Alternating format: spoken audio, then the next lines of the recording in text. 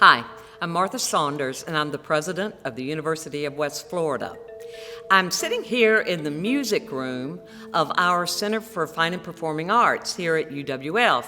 We're really proud of how quickly the university responded and our faculty responded to get our students into remote learning. But I will tell you, some courses have been more of a challenge to put into that remote environment than others. And I want you to meet someone today who has done some really creative things to make it a really terrific experience for the students while they continue to learn. I'm Dr. Britton Braddock. I'm the Director of Bands and Music Education at the University of West Florida. Go Argos! Most of my classes and my area of music is really a tactile learning experience.